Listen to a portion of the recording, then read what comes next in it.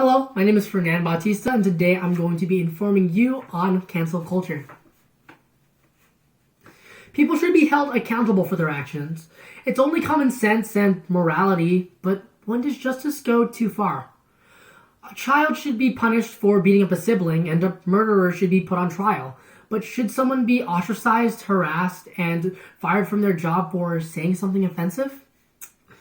The terms canceling and cancel culture were popularized in 2019 and have been the topic of much debate.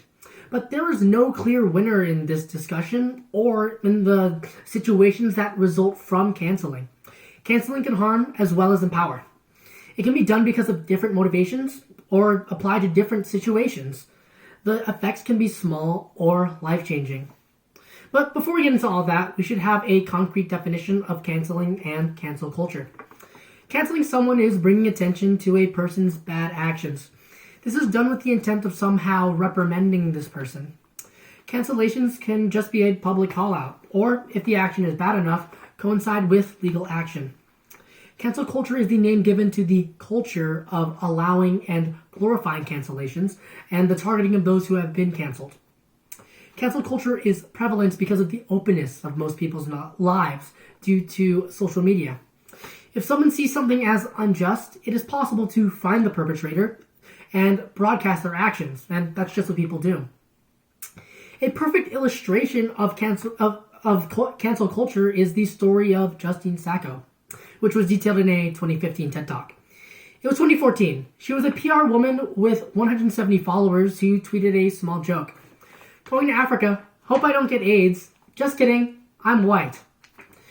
Justine got on her plane, and 11 hours later, she turned on her phone and saw that she was the #1 worldwide trending topic on Twitter. The lampooning of this woman, who made it an offensive tweet, became the entertainment of millions of Twitter users. People said everything there was to be said about Sacco. The company she worked for released a statement that they wouldn't tolerate her racist tweet. People gleefully awaited Justine's reaction to her firing. Pictures were taken of a distraught Justine Sacco walking in the airport. People encouraging this process of shaming people who have done a perceived wrong is the definition of cancel culture. This incident has many things that opponents of cancel culture detest about it. It was unfair as Sacco was unable to respond as she was in the middle of a flight. It can be seen as unjust as the tweet, while short-sighted and easily misinterpreted, was never intended to come off as racist or offensive. It was excessively cruel as many posts went farther than just pointing out the issues of her tweet and attacked her personally. People who support cancel culture may see Justine's actions as unjust regardless of her intentions. The fact that Justine was a privileged senior director of corporate communications and white means that she must be reminded that racist actions have consequences, and it is necessary to make an example out of her. Many who agree with cancel culture also bring up the fact that these cancellations have little lasting effects. And Sacco did have a new job soon after the incident, but her and other victims of cancel culture have spoken about depression, anxiety, insomnia, and suicidal thoughts. The effectiveness of cancellations is disputed, especially in the case of celebrities.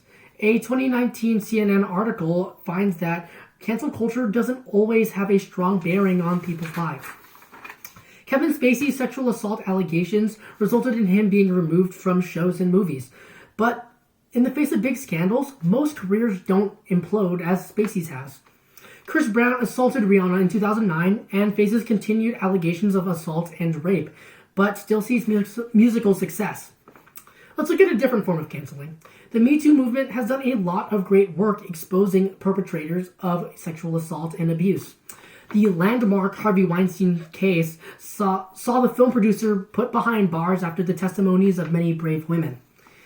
This case paved the way for similar cases and inspired many others to come out of the woodwork and expose people of high power. Giving voices to the voiceless has always been a big part of the internet, Twitter, and cancel culture. Cancel culture can be empowering for minorities or the less privileged. A Time article from 2019 argues that social media allowing marginalized people to express their feelings against racist, sexist, or bigoted behavior is immensely important. People whose privilege has historically shielded them from criticism are the most afraid of this and use the decrying of an unfair cancel culture to block out criticism.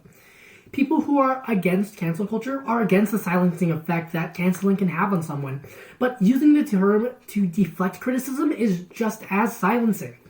Regardless of this one view of cancel culture, the many other valid views cannot be ruled out. Canceling and cancel culture are multifaceted topics that encompass many different incidents and issues.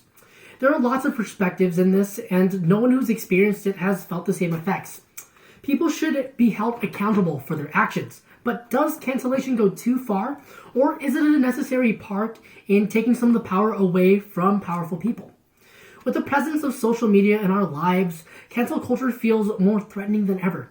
But the more we analyze it and understand it, the closer we are to coming to a solution and learning its proper uses. Thank you.